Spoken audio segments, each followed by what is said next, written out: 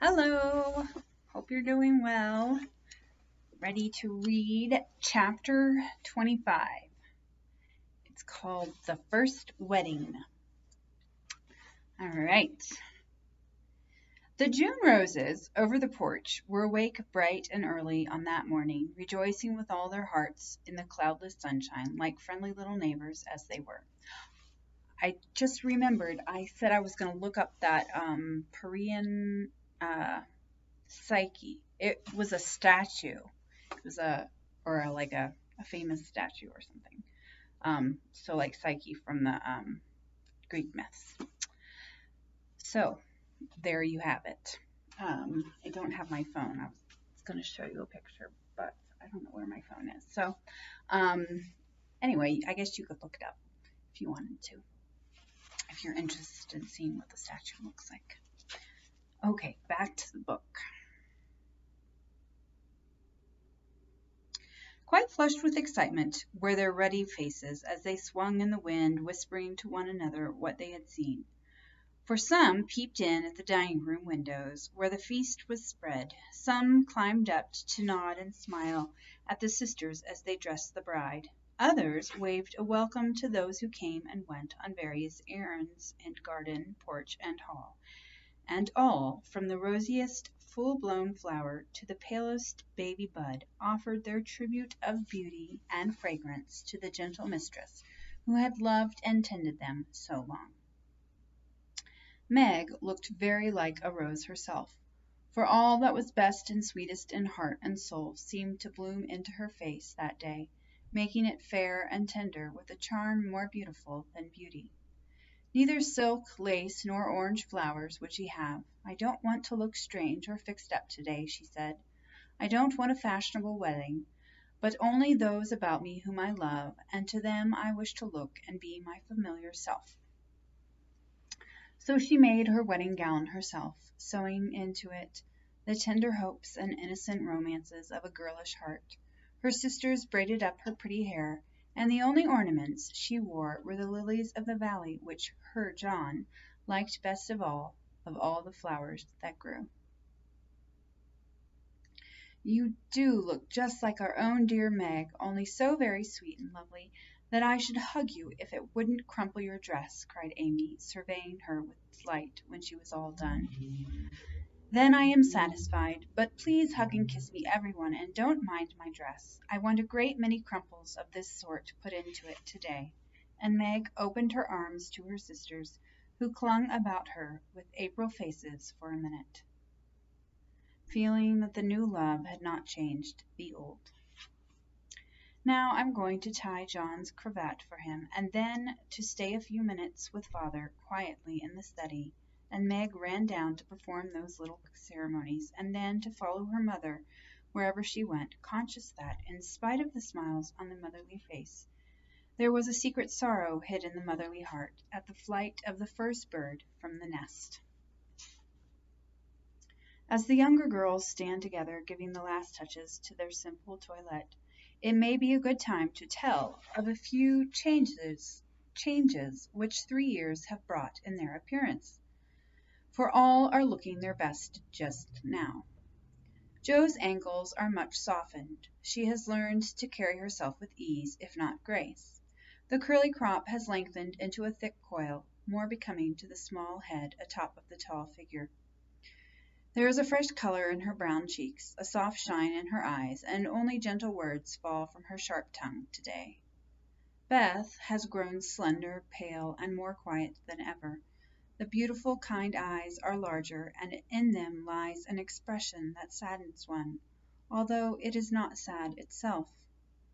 It is the shadow of pain which touches the young face with such pathetic patience, but Beth seldom complains and always speaks hopefully of being better soon. Amy is with truth considered the flower of the family, for at 16 she has the air and bearing of a full-grown woman. Not beautiful, but possessed of that indescribable charm called grace. One saw it in the lines of her figure, the make and motion of her hands, the flow of her dress, the droop of her hair, unconscious yet harmonious, and as attractive to many as beauty itself. Amy's nose still afflicted her, for it never would grow Grecian. So did her mouth, being too wide and having a decided chin. These offending features gave character to her whole face, but she never could see it, and consoled herself with her wonderfully fair complexion, keen blue eyes, and curls more golden and abundant than ever. All three wore suits of thin silver gray, their best gowns for the summer, with, with blush roses in hair and bosom, and all three looked just what they were, fresh-faced, happy-hearted girls, pausing a moment in their busy lives to read with wistful eyes the sweetest chapter in the romance of womanhood.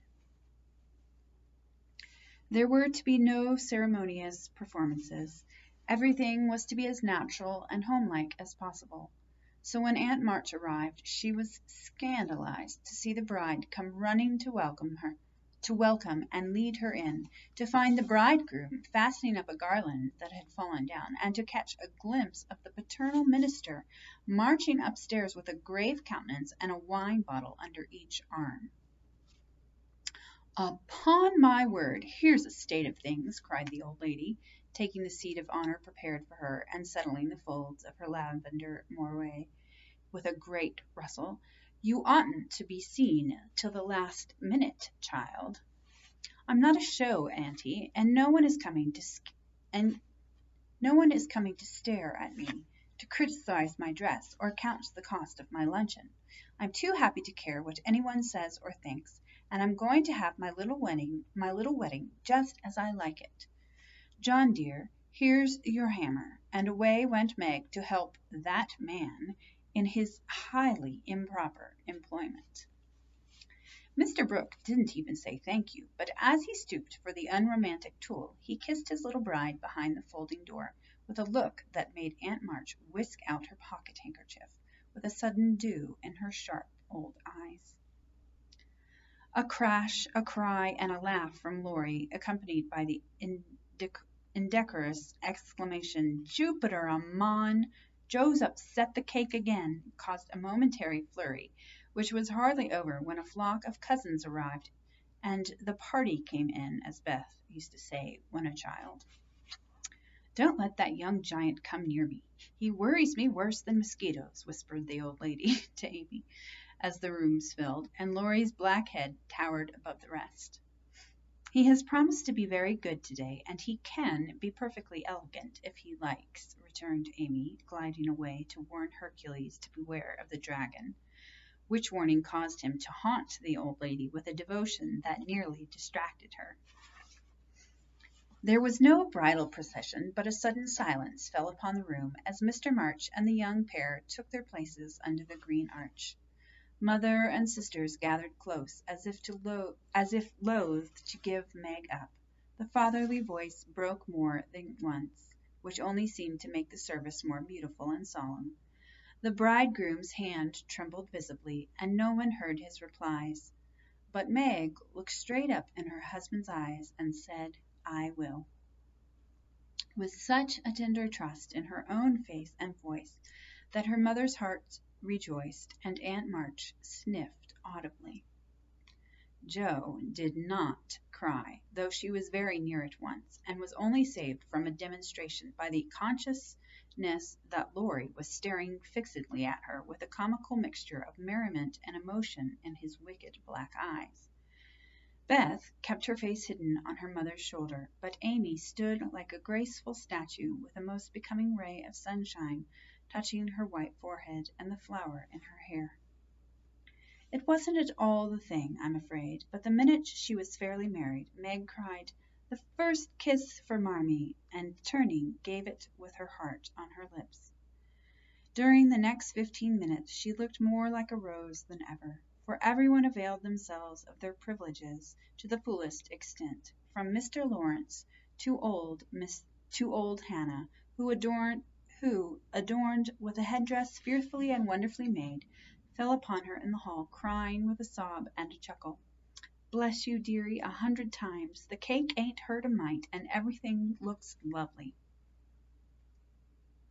Everybody cleared up after that and said something brilliant, or tried to, which did just as well, for laughter is ready when hearts are light. There was no display of gifts, for they were already in the little house, nor was there an elaborate breakfast, but a plentiful lunch of cake and fruit dressed with flowers. Mr. Lawrence and Aunt March shrugged and smiled at one another when water, lemonade, and coffee were found to be the only sorts of nectar which the three heaps carried round. No one said anything, however, till Laurie, who insisted on serving the bride, appeared before her with a loaded salver in his hand and a puzzled expression on his face. "Has Joe smashed all the bottles by accident?" he whispered. "Or am I merely laboring under a delusion that I saw some lying about loose this morning?" "No, your godfather kindly offered us his best, and Aunt March actually sent some, but father put away a little for Beth, and dispatched the rest to the Soldiers' Home. You know he thinks that wine should be used only in illness, and mother says that neither she nor her daughters will ever offer it to any young man under her roof." Meg spoke seriously and expected to see Laurie frown or laugh, but he did neither, for after a quick look at her he said in his impetuous way, "I like that, for I've seen enough harm done to wish other women would think as you do." "You are not made wise by experience, I hope," and there was an anxious accent in Meg's voice. "No, I give you my word for it. Don't think too well of me, either. This is not one of my temptations. Being brought up where wine is as common as water and almost as harmless, I don't care for it. But when a pretty girl offers it, one doesn't like to refuse, you see." "But you will for the sake of others, if not for your own. Come, Laurie, promise, and give me one more reason to call this the happiest day of my life." A demand so sudden and so serious made the young man hesitate a moment, for ridicule is often harder to bear than self-denial. Meg knew that if he gave the promise he would keep it at all costs, and feeling her power, used it as a woman may for her friend's good. She did not speak, but she looked up at him with a face made very eloquent by happiness, and a smile which said, "No one can refuse me anything today." Laurie certainly could not, and with an answering smile he gave her his hand, saying heartily, "I promise, Mrs. Brooke." "I thank you very, very much." "And I drink long life to your resolutions, Teddy," cried Joe, baptizing him with a splash of lemonade as she waved her glass and beamed approvingly upon him. So the toast was drunk, the pledge made, and loyally kept in spite of many temptations, for with instinctive wisdom the girls had seized a happy moment to do their friend a service for which he thanked them all his life.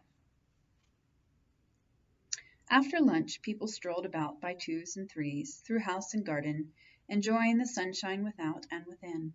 Meg and John happened to be standing together in the middle of the grass plot when Laurie was seized with an inspiration which put the finishing touch to this unfashionable wedding. "All the married people take hands and dance round the new-made husband and wife, as the Germans do, while we bachelors and spinsters prance in couples outside," cried Laurie, promenading down the path with Amy, which with such infectious spirit and skill that everyone else followed their example without a murmur. Mr. and Mrs. March, Aunt and Uncle Carroll began it. Others rapidly joined in. Even Sally Moffat, after a moment's hesitation, threw her train over her arm and whisked Ned into the ring. But the crowning joke was Mr. Lawrence and Aunt March, for when the stately old gentleman chassed solemnly up to the old lady, she just tucked her cane under her arm and hopped briskly away to join hands with the rest and dance about the bridal pair, while the young folks pervaded the garden like butterflies on a midsummer day. Want of breath brought the impromptu ball to a close, and then people began to go. "I wish you well, my dear. I heartily wish you well, but I think you'll be sorry for it," said Aunt March to Meg, adding to the bridegroom as he led her to the carriage, "You've got a treasure, young man. See that you deserve it." That is the prettiest wedding I've been to for an age, Ned, and I don't see why, for there wasn't a bit of style about it, observed Mrs. Moffat to her husband as they drove away. Laurie, my lad, if you ever want to indulge in this sort of thing, get one of those little girls to help you, and I shall be perfectly satisfied, said Mr. Lawrence, settling himself in his easy chair to rest after the excitement of the morning. I'll do my best to gratify you, sir, was Laurie's unusually dutiful reply as he carefully unpinned the posy Joe had put in his buttonhole. The little house was not far away, and the only bridal journey Meg had was the quiet walk with John from the old home to the new. When she came down, looking like a pretty Quakeress in her dove-colored suit and straw bonnet tied with white, they all gathered about her to say good-bye as tenderly as if she had been going to make the grand tour. Don't feel that I am separated from you, Marmee dear, or that I love you any less for loving John so much, she said, clinging to her mother with full eyes for a moment. I shall come every day, father, and expect to keep my old place in all your hearts, though I am married. Beth is going to be with me a great deal, and the other girls will drop in now and then to laugh at my housekeeping struggles. Thank you all for my happy wedding day. Goodbye, goodbye. They stood watching her with faces full of love and hope and tender pride as she walked away, leaning on her husband's arm with her hands full of flowers and the June sunshine brightening her happy face. And so Meg's married life began. And that is the end of that chapter. The next chapter is called Artistic Attempts. So I'm guessing that is about Amy, our little artist. All right. Well, I hope you have a good evening or day or whatever. Bye. I'll see you next time.